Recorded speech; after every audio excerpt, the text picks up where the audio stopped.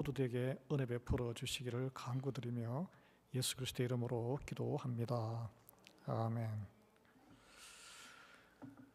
우리가 살고 있는 시대가 소셜 미디어와 정보의 거래가 다니엘의 그 마지막 때에 지식이 너무나 왔다 갔다 하는 그런 특징이 있다 그랬는데, 우리가 그런 마지막 때를 살고 있습니다. 그래서 사람들의 견해와 의견이 너무나 쉽게 실시간으로 전달이 되다 보니 나와 다른 게 너무 많이 드러나고 해서 아주 불편한 시대, 양극화, 바이폴라 에이지라 그래요.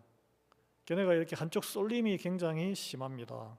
우리가 사는 미국도 그래서 굉장히 걱정을 많이 하고 있고, 특히 한 몸과 같이 잘 그리스도 안에서 지내야 하는 교회가 굉장히 많은 걱정을, 기도를 많이 하고 있습니다. 제가 찾아봤는데 한번 사진을 보여주세요. 이게 뭐냐면 미국은 이 정치적인 견해인데, 위에 거는 일반 국민들이고 아래 거는 정치에 인발부된 사람들의 견해인데, 파란색은 리버럴, 그러니까 진보주의자들 또는 좌파, 그리고 빨간색은 컨서버티브, 보수주의자들, 우파라 그러죠. 맨 처음이 1990년대예요. 중간에 견해가 비슷한 국민들이 많았어요. 근데 10년 지나서 2000년 초에는 약간 벌어지더니 2017년도 제일 오른쪽에는 양쪽으로 쫙 갈라졌어요. 밑에 그걸 업으로 먹고 사는 사람들은 더 심하죠. 이제 10년이 더 지났으니 가운데 공통으로 생각을 공유하는 것이 아마 거의 없지 않나, 이렇게 생각이 됩니다. 여러분, 같은 가정 안에서도 지지하는 정당과 정치인이 다르고, 또 서로 다른 생각 때문에 사사건건 부딪히는 부부와 자녀 사이에도 갈등이 생기는 가정이 실제로 있습니다. 우리 교회는 없는데 실제 흔해요.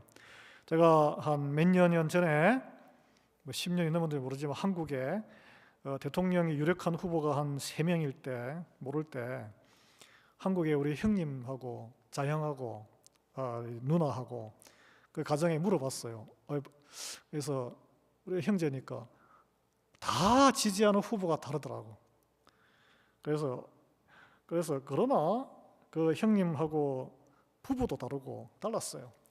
그러나 싸우거나 외면하지 않았습니다. 놀라운 것은 때가 되면 함께 밥을 먹고 서로 챙겨주고 또 음식을 해서 갖다 주기도 하고. 왜요? 견해 차이보다 가족이 더 중요했기 때문에 지낼 수 있었어요. 그러나 여러분도 카톡이나 이렇게 많이 친구들이 퍼나르실 텐데, 정치인들은 그걸 업으로 하며 사는 사람들이기 때문에 자기가 권력을 쥐면 누리는 게 많잖아요. 그래서 상대 정당이 집권하면 다음 선거까지 기다리기보다 끊임없이 반대하고 공격하고 상대방을 중도에 무너뜨리고, 그거는 미국이나 한국이나 마찬가지입니다. 권력을 하루라도 빨리 차지하기 위해서 미디어를 통해서 수많은 선전과 선동을 자기 뒤에 줄을 세워요. 이런 게 이제 교회 안에까지 들어오면, 가정 안에까지 들어오면 안 된다는 거예요. 오늘 말씀이 제목이 디도스가 2000년 전의 말씀인데 여전히 유효합니다. 우리는 거듭난 그리스도인이지만 실제 세상에 이렇게 양극화, 의견이 갈려서 싸우고 있는 세상에 발을 붙이고 살아가는 시민이에요. 어떻게 살아야 되느냐? 그리스도의 보혈로 구원받은 사람은 이렇게 격하게 대립하는 부조리한 현실 세계에서 어떻게 살아야 할까요? 남들처럼 그냥 한쪽에 해서 뭉쳐서 그냥 그렇게 맞장구 치며 살아야 할까요? 어떤 사람들은 그런 목사도 있습니다. 정치가 하나님의 나라를 이 땅에 구현하는 수단이라고 생각을 해요. 그러나 그리스도의 복음은 어느 한 정치적 진영에 속하지 않습니다. 그 위에요. 다 품어요. 그리스도의 복음은 우리의 정치적인 견해보다 크고, 서로 다른 사람을 그리스도 안에서 함께 품게 하는 능력입니다. 오늘 본문은 현실 정치와 사회를 떠나 살 수 없는 성도된 우리에게 어떻게 살아야 하는지를 가르쳐주고 있다고 할 수 있습니다. 자, 성도는 또 세상을 무슨 피해서 사는 사람도 아니고 선한 굿 시리즌으로 살아야 합니다. 바울은 디도에게 1절에 이렇게 권면합니다. 너는 그들로 하여금 그들은 이 그레데 섬의 초대교회 교인들입니다. 우리에게 적용해 보십시오. 우리로 하여금 통치자들과 권세 잡은 자들에게 복종하며 순종하며 모든 선한 일을 행하기를 준비하게 하라라고 했습니다. 앞과 뒤가 연결되죠. 세상 질서와 법 제도에 복종하고 순종하는 거 받아들이기 힘든 분 많을 거예요. 왜 그렇게 해야 되느냐? 그리스도의 모든 선한 일을 행하게 준비를 하기 위해서 그런 거예요. 성도는 하나님 나라 시민인 동시에 이 땅의 국가에 속한 국민입니다. 그래서 자신이 속한 사회 일원으로서 성실하게 살아야 할 의무가 있습니다. 우리가 속한 개혁주의 신앙은 국가의 근위를 하나님께서 허락하신 질서로 이해합니다. 하나님께서 뜻이 있어서 하자가 많지만 그걸 지금 우리 이 시대에 허용하신 거예요. 그렇게 이해를 해요. 정부가 완전해서가 아니고 사회 질서를 유지하고 악을 억제하기 위해 하나님께서 국가라는 제도를 허락하셨다는 거예요. 자, 하나님께서 보는 우리의 이 성경적인 개념에 선과 악은 뭐냐면 선은 질서고 악은 무질서예요. 무질서, 케이아스, 혼란, 아무 질서가 없는 것. 그 최고의 악입니다.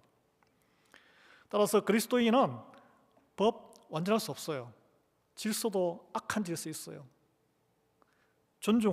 일단 존중하고 권세를 가진 사람들을 함부로 무시하거나 조롱해서는 안 됩니다. 이게 국가적인 차원이 아니라 그 적용이 교회와 가정과 일터까지 그게 다 적용이 될 때 성숙한 믿음의 사람의 자세란 거죠. 예. 그러나 이것이 권력을 위임받은 사람의 모든 행동에 무조건 복종하라는 뜻은 아니에요. 그렇게 오해해가지고 노예 제도가 악한 제도인데 착취하고, 역사가 그런 거 이제 차근차근 하나님이 정리해 가시죠. 통치자와 국가의 근위 역시 하나님의 말씀 아래에 있습니다. 그래서 국가의 명령이 하나님의 뜻과 정면 충돌할 때는 성경에 나옵니다. 사도행전 5장 29절에 베드로와 그 사도가 그 공회에 잡혀가서 이제 신문을 받고 대제사장들에게 이렇게 치도곤을 당할 때, 그거는 유대교의 그 법리에 따라서는 당연한 합법적인 절차거든요. 그러나 그들이 이렇게 대답했습니다. 사람보다 하나님께 순종하는 것이 마땅하다. 양심의 자유를 하나님 앞에 지키는 것은 우리의 선택이란 거예요. 예. 중요한 것은 성경이 악한 권력에 저항하는 방법조차 세상적인 방법을 택하지 않는다는 거예요. 하나님의 방법. 세상적인 방법은 뭡니까? 네가 폭력적으로 나와? 나도 그러면 세력교합해서 폭력적으로 대항할게. 칼에는 칼, 총에는 총. 네가 나를 비방해? 나도 뒤에서 뒷담화 깔 거야. 교회 개인적인 관계에서. 너도 한번 당해봐. 이건 아니란 거예요. 사도들은 권력자들과 맞서서 무장투쟁을 벌이지 않았습니다. 그 길을 접었어요. 열성당원 시몬 같은 경우는 그 길을 포기하고 예수님의 제자가 되어 따라온 거예요. 예수님은 십자가에 죄 없이 매달려서 죽으셨어요. 바라바 예수는 폭동을 일으켰죠. 어느 길이 하나님의 길입니까? 예수님께서 가이사의 것은 가이사에게, 하나님의 것은 하나님에게 바치라고 말씀하신 걸 우리가 기억해야 합니다. 그래서 그리스도인으로 산다는 것은 어려운 일이에요. 절대 쉬운 일이 아닙니다. 쉬운 일이면 왜 좁은 길로 가였고 좁은 문이다라고 하신 예수님의 말씀이 거짓말이 되는 거죠. 최소한 몇 천만 명, 몇 억은 되었을 인구 중에 왜 딱 한 명, 세상 모두가 사는데 노아만이 의롭다고 하나님을 믿고 그렇게 600년 동안 버틸 수 있었겠어요?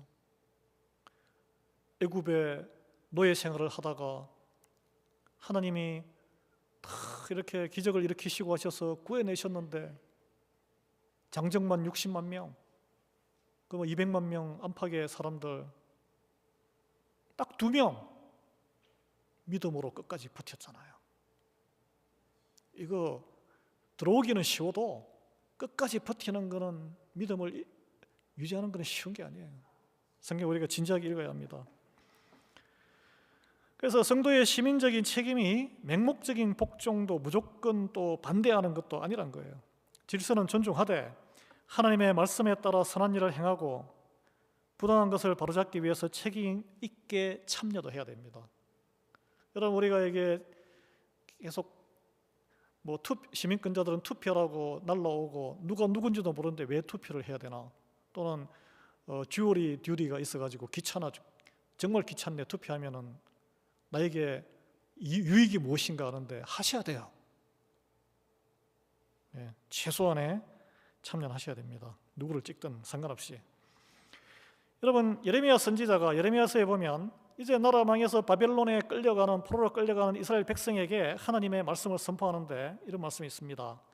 너희는 내가, 여기 내가는 하나님이에요, 사로잡혀 가게 한 그 성읍의 평안을 구하고 그를 위하여, 느부갓네살 그리고 그 적들을 위하여 여호와께 기도하라, 이런 말씀을 했어요. 하나님이 주셨어요. 자기를 포로로 끌고 간 원수의 나라를 위해서 그 성읍의 평안을 구하라는 거예요.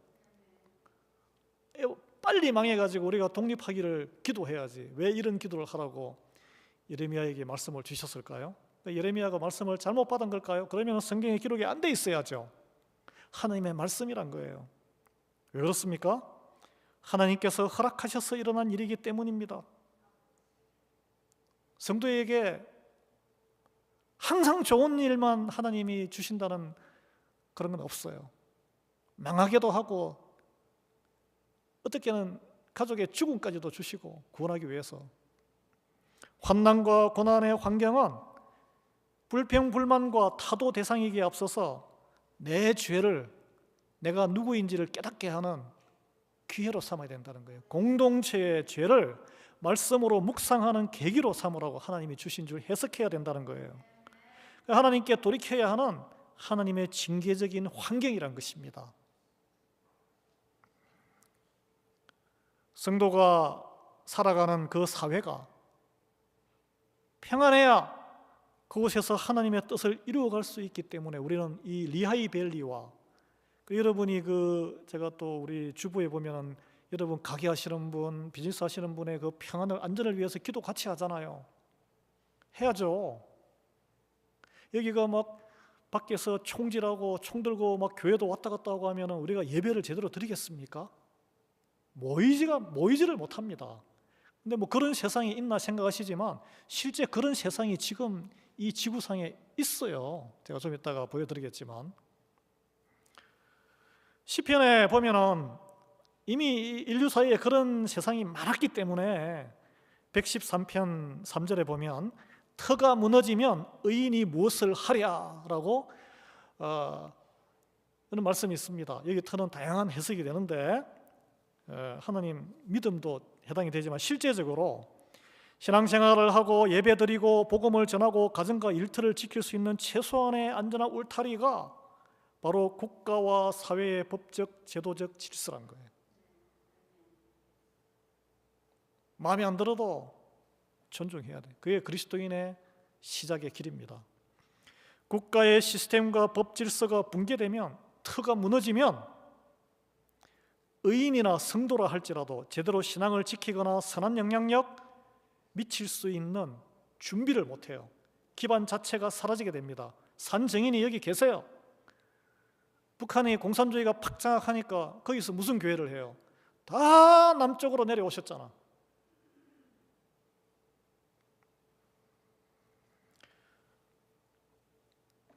사진 하나 보여주세요. 저게 지금 현실이에요. 지금 이 시간 어딘지 아시겠습니까? 저들의 삶의 현장이에요. 바로 비행기 타면은 마이애미에서 가면은 1시간도 안 걸려요. 같은 섬인데 옆에 도미니카 리퍼블릭은 굉장히 깨끗하고 잘 삽니다. 아이티에 헤이리, 카리브해. 그들은 하나님을 두려워하지 않는 뱀을 섬기는 부두교, 자기 민족주의 혁명을 통해서 서방 그 사상을 다 쫓아내고 전통 사상으로 마치 북한처럼 그래서 결국은 국가 시스템 자체가 다 붕괴돼 버렸어요. 지금 국가가 없어요. 정부가 없어요. 유엔군이 들어가서 치안 유지한다지만 안 돼. 조폭들이 그냥 조금씩 총 들고 다니면서 깡패짓 하고 있어요. 선교사님들 우리가 불쌍하잖아요. 많이 갔는데 선교사님들도 거기서 버티지 못해가지고 다 철수했습니다. 지금 이 시간 우리 같은 시대를 살고 있습니다. 다음 그 사진 한번 보여주세요. 애들 피해는 누가 봅니까? 힘없는 넥스트 제너레이션이 고스란히 누리는 거예요. 그래서 이런 걸 보면 또 역설적으로 성도가 사회의 불의와 고통을 외면해서도 안 되는 거예요. 경제적인 불평등. 그래서 우리 미국에도 이 지금 시골에 가면은 못 사는 백인들 특히 못 사는 이들 많습니다. 예, 그런 미국 교회들은 우리 같은 교회 미국 교회들은 이 경제적인 가난한 이들을 갖다가 어떻게 믿음을 통해서 또 구제를 통해서 거의 집중하고 있습니다. 인종차별 지난 한 5, 6, 70년간 흑인을 비롯해가지고 많이 개선돼 왔죠. 교회가 지금 마틴 루터 킹 목사 비저항주의로 보이콧으로 그 운동을 벌였지 말콤 X처럼 막 무장 운동을 폭력 시위를 한 거 아니에요. 하나님의 믿는 목사님이기 때문에 그래서 위대해진 거 아니겠습니까? 하나님이 쓰시고 가난과 소외 같은 문제에 관심을 가지고 선한 일을 위해 목소리를 낼 수 있어야 하는데 그 준비가 마음에 안 들지만 국가의 이런 시스템을 존중해야 된다는 거예요. 네. 그게 성도의 시민적인 책임의 출발입니다. 그런데 오늘 본문은 여기서 한 걸음 더 나아갑니다. 그거는 큰 사회적인 제도적인 문제고 우리가 무슨 이민자로서 적용이 안 되잖아요. 자, 선한 시민의 가장 중요한 무기는 하나님의 예수님의 성품이에요. 인간관계에서 나오는 온유함과 관용에서 나오는 용서. 또 용서하니까 좀 그렇는데 품어주는 거. 품어주는 내가 참아야 돼. 예, 관용. 자, 1절에 통치자들에게 복종하며 순종하라고 한 바울이 곧이어 2절에 뭐라 그럽니까? 아무도 비방하지 말며. 이거는 할 수 있잖아요. 다투지 말며. 이것도 해볼 수 있습니다. 관용하며. 이것도 해볼 수 있어요. 범사의 온유함을 모든 사람에게 나타낼 것을 기억하게 하라. 기억을 해야 돼. 누가 이렇게 했습니까? 예수님이 하셨어요. 믿음이 신실한 성경의 주인공들이 했어요. 근데 놀라운 것은 갑자기 국가 이야기, 시민 이야기 하다가 정치 사회에 대한 책임을 말하던 굿 시리즌 이야기하던 바울이 인간관계에 대한 태도를 이야기해요. 통치 근위를 존중하는 선한 시민으로서 그리스도인의 이 삶의 제도 안에서 출발이 그 끝은 사실은 매일 우리가 부닥치는 인간관계에서 태도에서 판가름 난다는 거예요. 먼데 있지 않습니다. 왜 그렇습니까? 솔직히 말해서 나랑 생각이 다르면 쉽게 상대방을 적으로 원수로 만들어 버리는 것이 우리의 본성이기 때문에 그래요. 나와 생각이 같은 사람에게는 친절할 수 있습니다. 반갑죠. 좋죠. 그래서 당을 이룬다 그러죠. 성경에서는 내 말을 이해하고 내 편을 들어주는 사람에게는 온유할 수 있어요.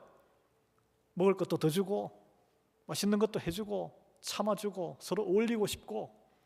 그러나 나와 견해가 다른 사람에게도 그렇게 할 수 있습니까? 이걸 생각해야 돼요. 나와 견해가 다르다, 생각이 다르다. 정치적인 견해뿐 아니라 신앙생활하는 패턴도 나와 좀 다른 것 같아.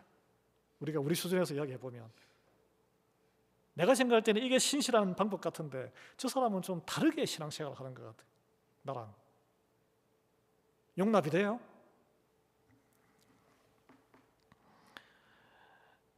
이상한 사람이죠. 겉으로 좀 점잖으면 말은 안 하지만 이게 이제 뭔가 나와 다른 낯선 자에 대한 경계심이에요. 성경에서 그걸 이방인이라 그래요. 철학적인 용어로는 다름에 대한 억압이라 그래요, 그걸. 예. 성경은 나와 다른 낯선 사람을 이방인에게 선의를 베풀라고 했습니다. 나그네를 환대하라. 그게 그 말이에요. 바울은 오늘 여기 본문에서 모든 사람에게 온유함을 나타내라고 합니다. 여기에 포인트는 모든이에요. 모든. 그리스어로 노란 음료수 판타. 여러분 판타 마시잖아요, 그죠? 옛날에 어릴 때. 그게 모든 이런 뜻입니다. 오늘 우리는 의견이 다르면 상대방을 악마화하고 비방합니다. 그러나 십자가의 보혈로 구원받은 성도는 달라야 한다는 거예요. 내 견해의 옳고 그름을 따지고 주장하는 것보다 더 중요한 것이 그리스도의 성품을 드러내는 거예요. 내가 옳고 그름을 따지면서 어떻게 그리스도의 성품이 드러나겠어요? 쌈박질하는 거죠. 그렇게 되면 모든 상황과 모든 사람에게입니다. 이게 어려워요. 그러려면 세상 말로는 간도 쓸개도 배알도 다 내려놔야 돼. 우리가 교회 용어로 하면 나와 나의 자아와 체면을 십자가의 말씀으로 못 박아야 돼. 예. 예수님께서 십자가에서 그 고통 가운데에서도 자신을 못 박은 사람들을 향해, 그 유대인들을 향해, 로마 병정을 향해 뭐라 그러셨어요? 저 죄인들 심판받아 마땅하지. 저주하거나 불을 내리는 대신에 아버지 저들을 사하여 주시옵소서. 용서의 기도를 하셨어요. 이게 예수를 따르는 우리의 적용점입니다. 쉽겠어요? 이게 그러면은 저 사람은 무골호인인가? 자존심도 없나? 그런 말을 들어야 돼요. 십자가에서 배운 영적인 힘이에요. 그게 그 온유함은 내가 힘이 없어서 비굴해져서 이렇게 하는 게 아니기 때문에 십자가에서 배운 영적인 능력입니다. 저는 이걸 보면서 그러면 모든 논쟁을 아예 회피하라는 것인가? 그건 아니에요.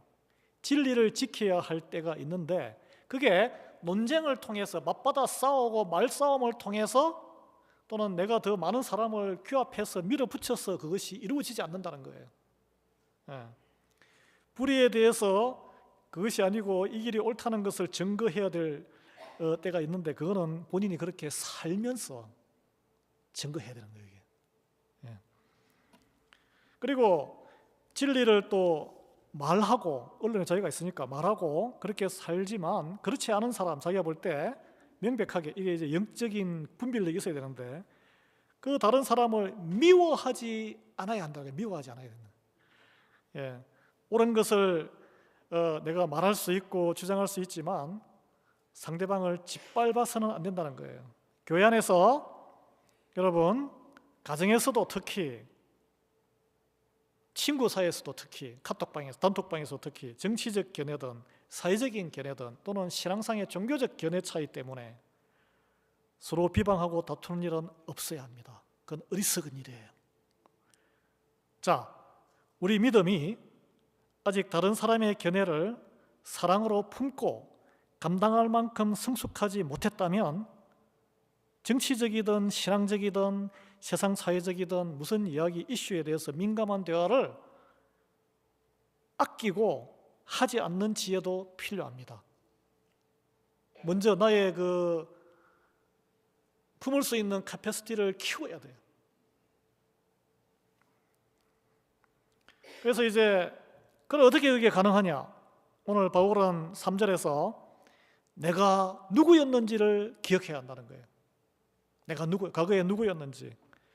이런 모습이 나오죠. 우리도 전에는 어리석은 자요, 순종하지 아니한 자요, 속은 자요, 여러 가지 정욕과 행락의 종로로 탄 자요, 악독과 투기를 일삼은 자요, 가정스러운 자요, 피차 미워한 자였으나.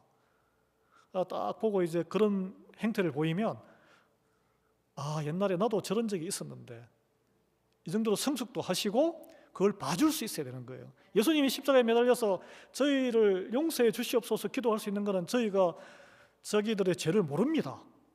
어? 자기 옳은 줄 알고 막 저렇게 하는데 아는 사람이 용서를 해줄 수 있는 거예요. 그리고 실은 우리의 이게 과거였어요. 우리도 전에는 어리석은 자고 순종하지 않고 이게 옳다고 내가 지지 않은 옳은 것에 대해서 막 혈기를 부리면서 힘을 보태가지고 어떻게 하든 내가 생각할 때 옳지 않은 걸 찌그러뜨려가지고 없애버려야지. 옛날에 그랬다는 거예요. 그래서 4절에 우리 구주 하나님의 자비와 사람 사랑하심이 나타날 때에 우리가 그 과정을 겪고 성장했다는 것을 기억해야 된다는 거예요. 그런데 이제 그걸 여전히 혈기와 이런 그 인간의 재성이 남아있기 때문에 탁 틀어버리고 과거로 확 돌아가 버리면 하나님은 헌일하신 거예요, 우리한테. 그래서 우리가 지금 이 길을 걷는 것은 우리가 뭐 자격이 있어서도 아니고 선한 성품 때문도 아니고 착하게 태어나서도 아니고 내가 옳았기 때문도 아니고 내 견해가 정확했기 때문도 아니라는 것을 우리가 깨달아야 한다는 것이죠. 오직 그의 긍휼하심을 따라 구원의 길을 지금 걷고 있다는 거예요. 그래서 이것을 기억하면 이것을 기억하고 기억할 때 다른 나를 막 어렵게 하고 화나게 하는 사람 바라보는 태도가 달라질 수 있다는 것을 성경은 말하고 있습니다. 이걸 적용을 한번 해봐야 되는 거예요. 내가 한때 어리석었고 미움과 분노로 내 중심적으로 생각을 해석을 할 때 내 중심적으로 해석을 하는 거예요. 가정도 관계도 그렇고 교회도 그렇고 세상도 그렇고 정치적인 무슨 사건도 그렇고 내 중심적으로 해석을 해요. 그럼 다른 사람은 또 다른 사람 자기 중심적으로 하니까 맞으면 좋은데 안 맞잖아 이게. 그럼 어떻게 등 돌리고 안 보고 삽니까? 세상은 안 보고 살 수 있는데 가족은 안 보고 살 수가 없잖아. 우리 교회는 또 안 보고 살 수가 없잖아요. 하나님이 예수님 피 흘려가지고 이렇게 한 몸으로 이루게 하셨는데, 예. 그래서 하나님께서 그런 나를 용서하시고 구원하셨다면 나와 생각이 다른 사람에게도 같은 긍휼을 베풀어야 한다는 거예요. 이게 오늘 말씀입니다.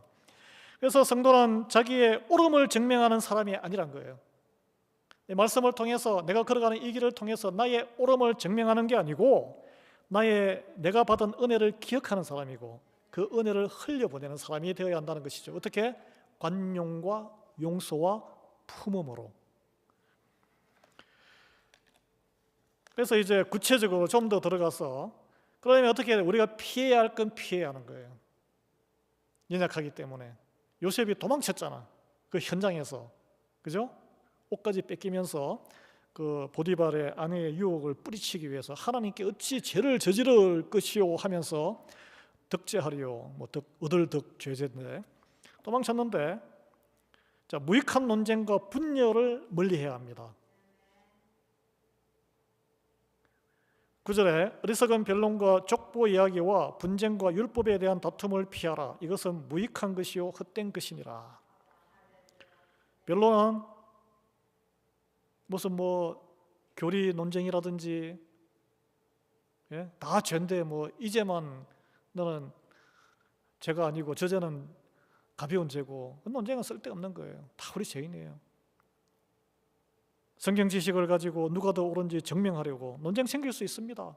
성경 공부하다 보면 부부간에도 그렇고 도리어 나중에 또 기분 상하고 의견 달라가지고 싸움질 할 수도 있어요. 성경은 공부하는 게 아니라 읽으시고 먹으시고 순종하면 되는, 있는 그대로 그냥 받아서 순종하고 따라하면 되는 거예요. 예. 지식을 많이 쌓아서 뭐 해요? 신학 때 교수할 겁니까?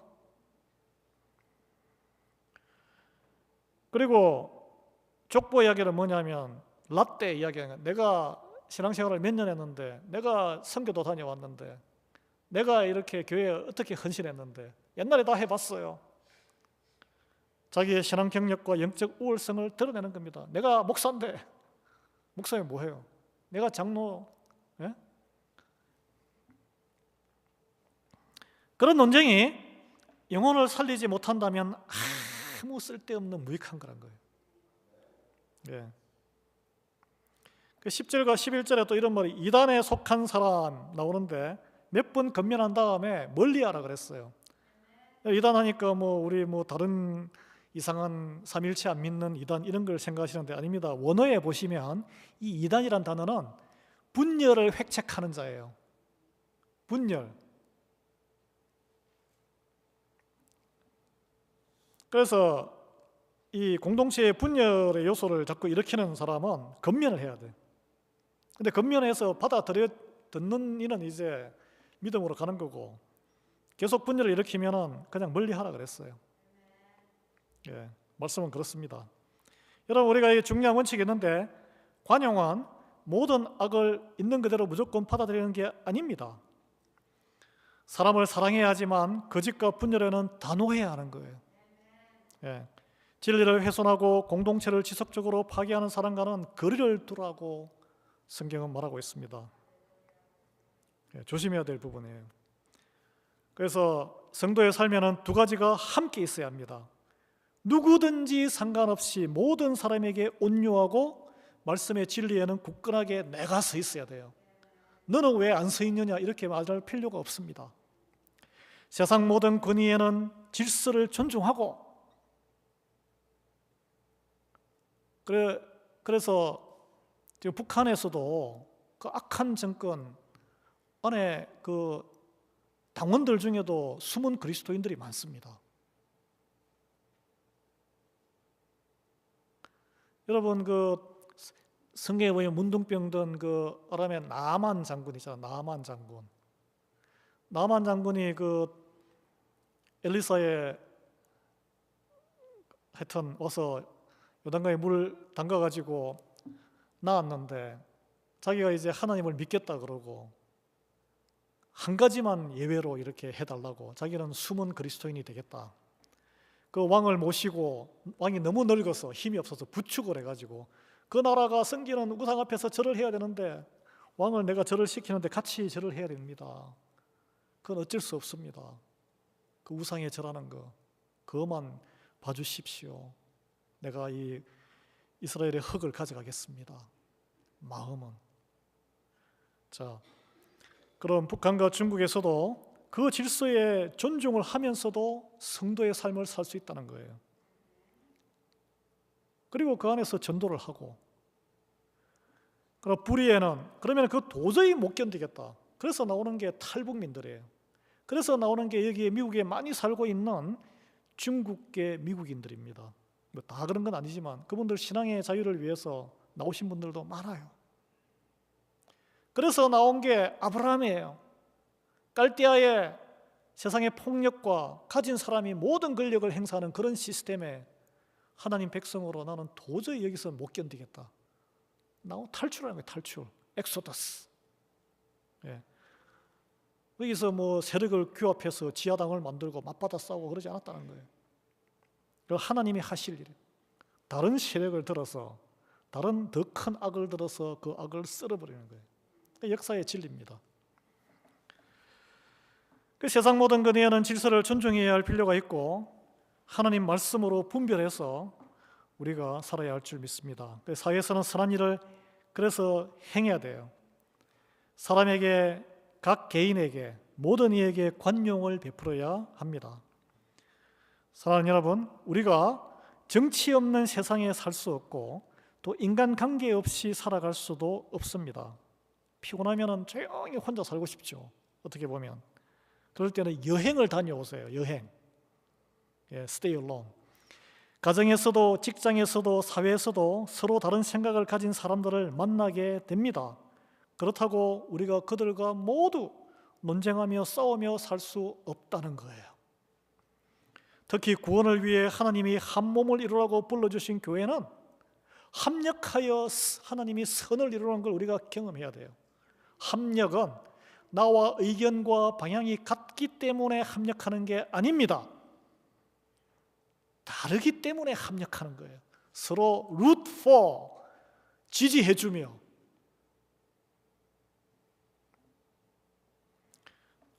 그게 합력이에요. 수많은 비판과 반대자들의 공격에도 꿋꿋이 견디어내고 2차 대전 때 히틀러 독일군 비행기가 미사일이 영국 런던을 완전히 파괴하고 할 때 굳건하게 항복하지 않고 견뎌서 이겨낸 윈스턴 처칠 총리잖아요. 총리. 그 인생이 참 힘들었어요. 그가 이런 말을 남겼습니다. 길을 가다가 나에게 달려와 짖으며 짖는 모든 개들한테 내가 다 일일이 돌을 던진다면 절대로 가야 할 목적지에 도달할 수 없습니다. 이 말을 남겼어요. 나를 비판한 것 같은 반대 의견을 내는 이들, 여러분 인생에 걸림돌 많습니다. 일일이 대꾸하고 논쟁하다가 선한 목표 이루지 못하고 중간에 지쳐서 포기하게 되고 낙오된다는 말이에요. 그렇다고 피해만 다니면서 살 수는 없잖아요. 견디며 이기며 갈 길을 포기하지 말아야 된다는 거예요. 그 능력을 누가 주느냐? 말씀을 붙들고 가셔야 돼요. 우리는 그런 상황에서 도리어 예수 그리스도를 드러낼 좋은 기회로 삼아야 한다는 거예요. 그때 믿음이 성장하는 거예요. 세상에서 그리스도를 가장 강력하게 증거하는 방법은 다른 의견을 가진 사람들에게 대하는 나의 태도란 거예요. 예. 그때 내가 옳다는 것을 증명하면 나는 속이 후련하지만 관계는 다 끝나버리는 거예요. 그거보다 낮아져서 그리스도의 사랑을 보여주는 것이 중요하다는 것이 오늘 본문 우리에게 주는 교훈입니다. 그래서 우리가 기억해야 할 것은, 정리하자면, 내 견해가 옳다고 싸워서 이기는 것이 우리를 구원하는 것이 아니란 거예요. 우리의 또 선한 행위가 우리를 구원하는 것도 아닙니다. 우리를 구원하는 것은 오직 하나님의 긍휼이고 예수 그리스도의 십자가뿐이에요. 십자가의 길을 가는 게 뭐예요? 내 속에 배알도 창자도 간도 다 내려놓고 가야 되는 거예요. 그러므로 이번 한 주간에 가정에서, 교회에서, 일터에서, 사회에서 우리와 생각이 다른 사람을 만날 때 기억하기를 바랍니다. 아무도 비방하지 말며 다투지 말며 관용하며 받아주고, 내가 동의는 안 해도 돼요. 동의는 안 하지만 받아줄 수는 있잖아. 맞받아 앉힐 수는 있잖아요. 그게 관용이에요. 관용. 범사의 온유함을 모든 사람에게 나타내라. 예. 그리스도의 보혈로 구원받은 사람답게 이 땅에서 권세와 모든 권세가들에게 존중을 보내고, 또 모든 내 주변에 만나는 사람에게는 관용을, 그리고 모든 일에 온유함의 선한 시민으로 살아가기를 바랍니다. 다시 한번 새깁니다. 내가 옳다고 생각하고 지지하는 정치적인 견해, 무슨 견해가 세상을 구원하는 것이 아닙니다. 나를 구원하는 것도 아니에요. 오직 예수 그리스도의 복음만이 세상을 구원하고, 그 복음의 핵심은 인간관계에서 관용과 용서입니다. 예, 십자가에 매달리신 예수님을 십자가에 못 박은 사람들을 죄를 용서해 달라고 마지막 기도를 드렸다는 것을 우리가 명심하기를 바랍니다. 그래서 그 복음을 받아 우리가 우리 가정과 교회와 사회에서 그리스도의 사랑과 온유함을 드러내는 한 주간이 되기를 우리 주님 이름으로 축원합니다.